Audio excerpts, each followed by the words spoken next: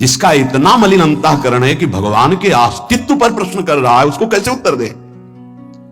क्योंकि यह मार्ग तो प्रारंभ ही होता है साष्टांग दंडवत प्रणिपातेन और श्रद्धा विश्वास प्रश्नया।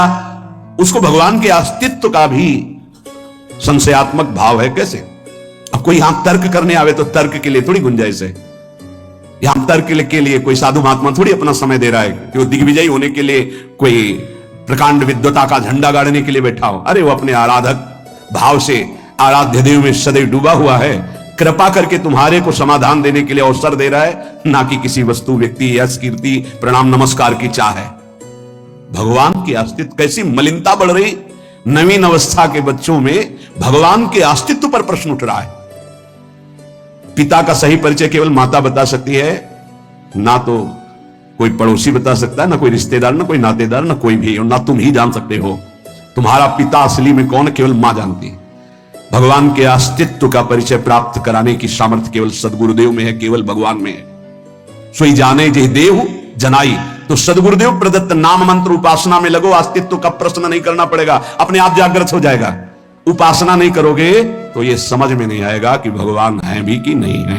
ये देखो, भगवत विमुख मूढ़ पुरुष को दो पर्दे टंगे हैं जिससे वो नहीं जान। एक तो अपनी मूढ़ता, जिससे वो ये समझ नहीं पाता कि भगवान है भी कि नहीं। बड़ा विचित्र है, बड़ा विचित्र समय आता चला जा रहा है, भगवान पर संशय। दूसरे इस त्रिगुणात्मिका माया की चकाचौंध जिससे भगवान तक दृष्टि ही ना जा पाए। भगवान जब प्रकट होते हैं तो इनका शमन करते हुए योग माया के द्वारा ऐसा रूप धारण करते हैं, ऐसी बात करते हैं जिससे हम समझ पावे, हम देख पावे। नहीं तो भगवान को देख पाना, उनकी सामर्थ्य को समझ पाना सामर्थ्य नहीं है। भगवान सर्वत्र व्याप्त हैं, कहां देख पा रहे हो? अपार बलशाली है। द्रौपदी ने पुकारा, यहां भगवान का चीर अवतार हो गया। कहीं नहीं लिखा था कि भगवान का चीर अवतार होगा, ये लिखा पढ़ी से अलग भी भाव है। भगवान का एक मिनट के लिए भी अवतार होता है। आपने पुकारा, तत्काल किसी के अंदर भगवान जागृत हुए, रक्षा के अंतर ध्यान हो गए। फिर वो साधारण व्यक्ति धर्म की स्थापना करने के लिए किसी के भी हृदय में भगवान का अवतार हो जाता है। किसी के भी हृदय में चीरा अवतार हो गया, वस्त्र में भगवान का अवतार हो गया। यहां से पल्लू नहीं हटा। 10,000 हाथियों का बल रखने वाला दुशासन मूर्छित होकर गिर गया खींचते खींचते, लेकिन यहां से पल्लू नहीं हटा पाया।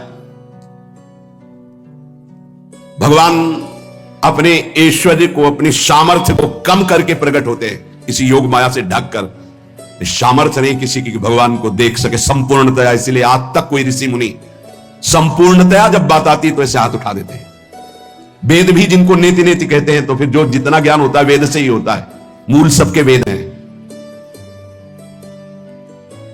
मूढ़ता के कारण त्रिगुण माया के प्रभाव से दुशासन, दुर्योधन, कर्ण आदि ये कभी नहीं जान पाए कि श्री कृष्ण स्वयं भगवान है।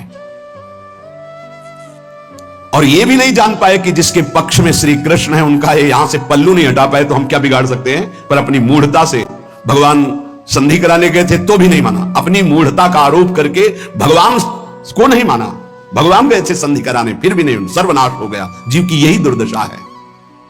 यदि जीव किसी भगवत प्रेमी महात्मा का आश्रय ले ले तो ये मूढ़ता नष्ट हो जाए, ज्ञान नष्ट हो जाए। लेकिन वो मूढ़ता आने नहीं देती, वो मूढ़ता शरण में नहीं होने देती, क्योंकि पदवी घट जाएगी, वो सम्मान घट जाएगा। कह रहे ये गए क्योंकि मूढ़ता बैठी हुई है।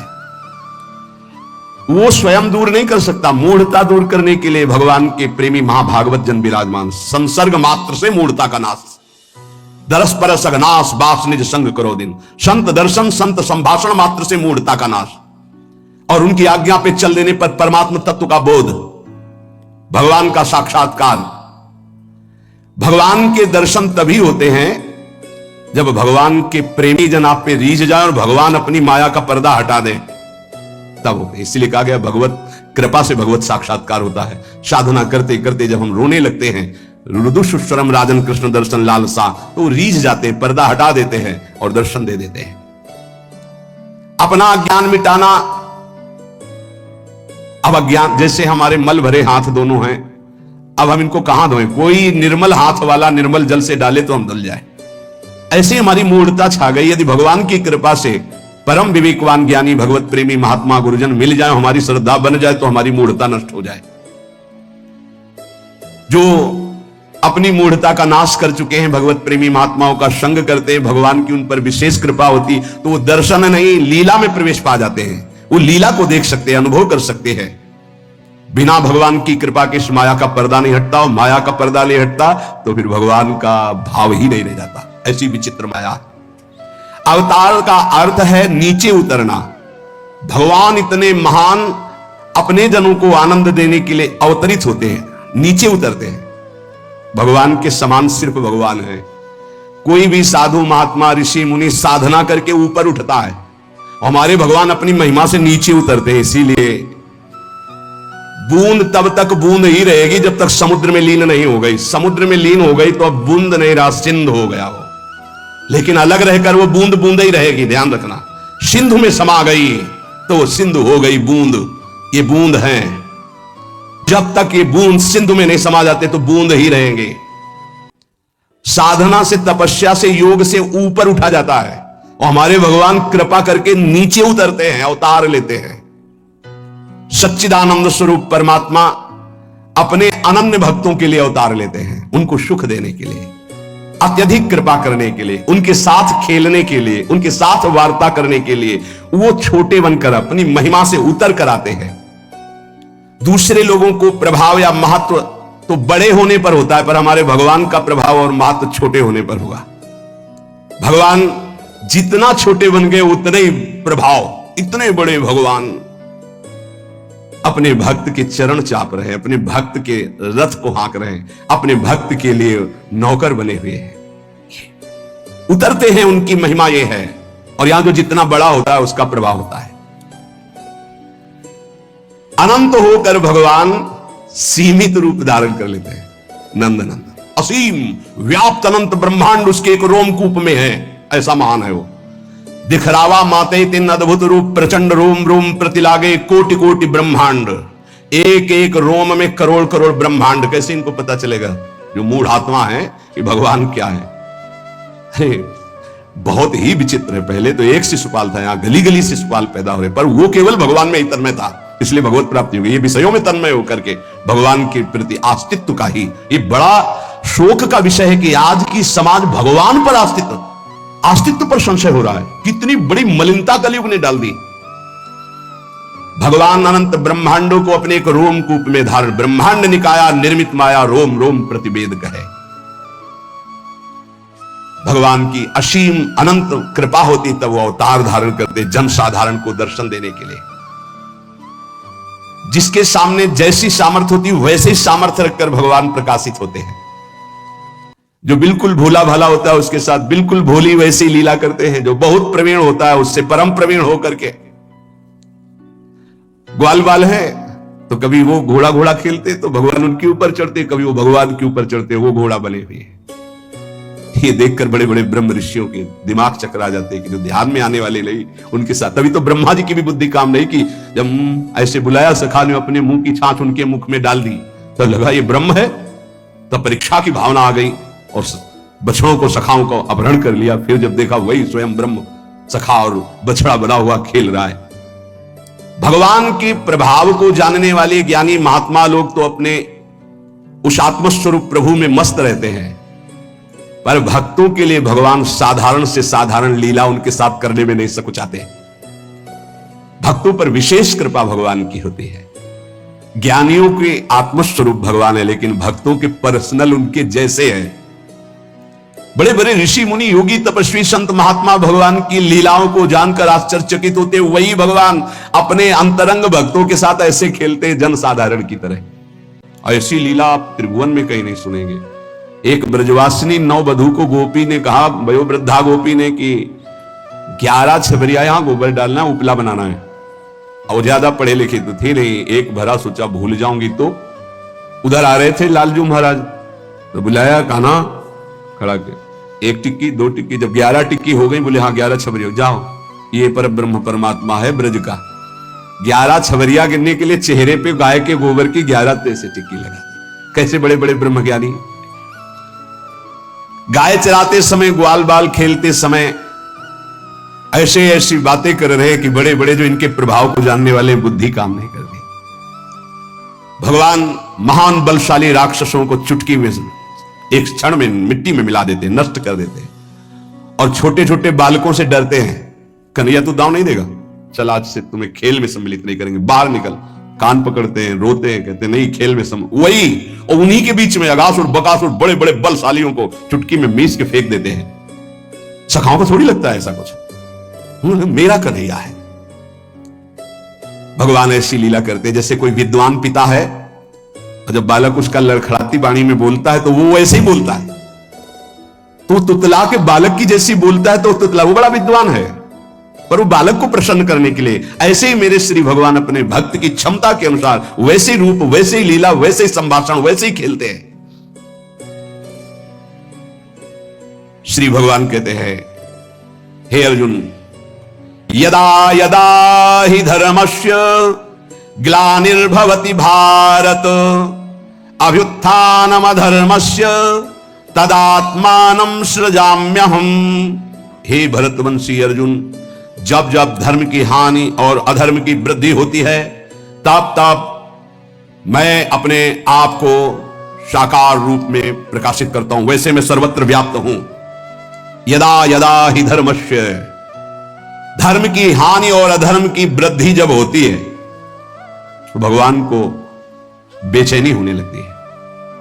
भगवत प्रेमी, धर्मात्मा, सदाचारी, निरपराध, निर्बल, इन पर जब नास्तिक, पापी, दुराचारी, बलवान मनुष्य अत्याचार करते हैं, सद्गुण सदाचारों की एकदम धज्जियां उड़ जाती हैं, दुर्गुण दुराचार अत्यधिक सफल दिखाई देते हैं, वृद्धि को प्राप्त होते हैं, तब तब भगवान जब देखते हैं किसी संत, महात्मा, योगी, मुनि से अब कुछ नहीं संभलेगा, तब आप पधारते हैं।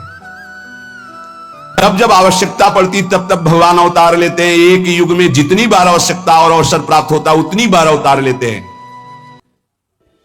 जैसे समुद्र मंथन में भगवान ने कई अवतार धारण किए, उसी समय अजित रूप से देवताओं के साथ मिलकर समुद्र मंथन कर रहे हैं, कक्षप रूप से मंदराचल को नीचे धारण किए हुए, शास्त्राओं हजारों भुजाएं से ऊपर पकड़े हुए हैं, अमृत लेकर के धन्वंतरी रूप में प्रकट होते हैं। दैत्य लोग अमृत ले जाते हैं तो मोहिनी रूप धारण करके अमृत देवताओं को पिलाते हैं। एक ही लीला में कई अवतार धारण कर लिए।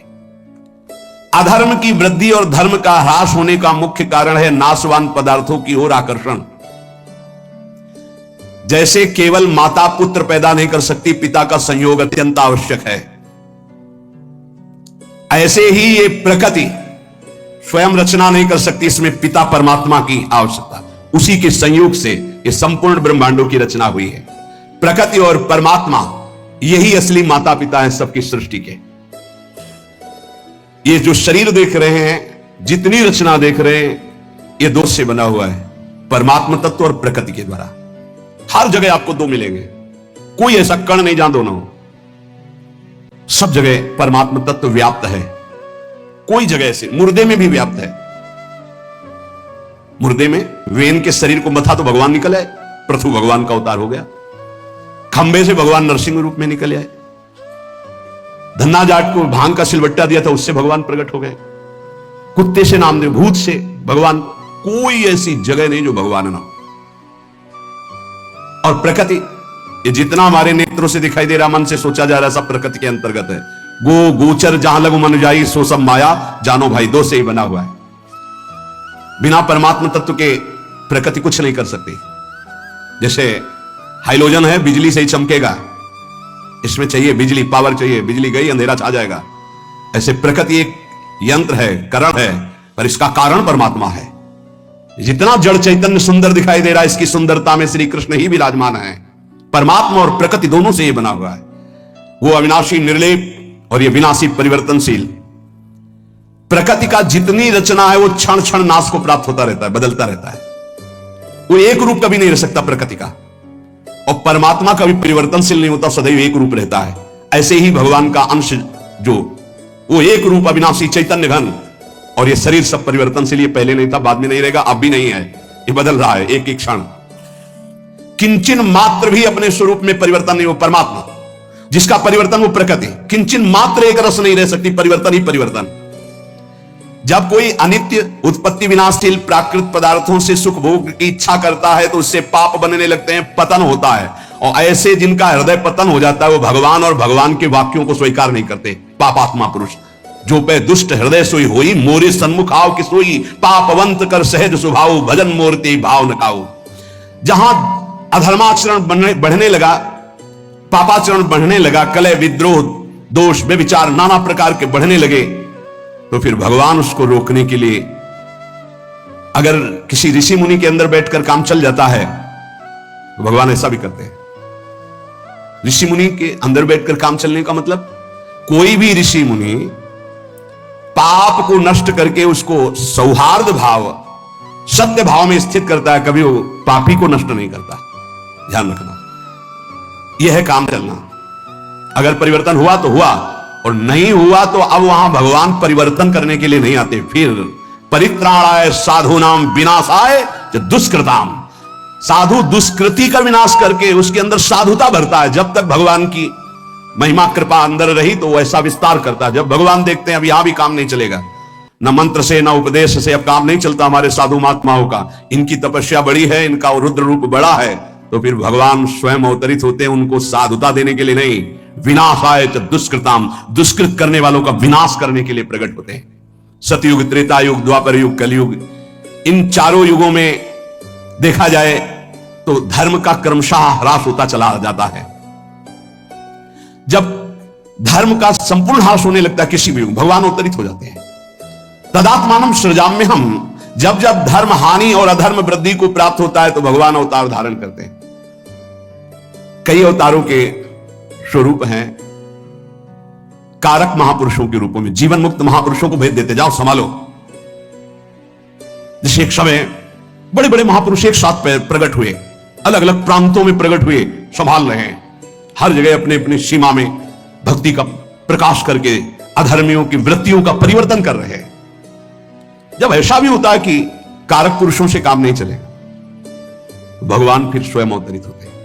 कभी कभी ऐसा भी होता है किसी संत महापुरुष के हृदय में प्रकाशित होकर के धर्म की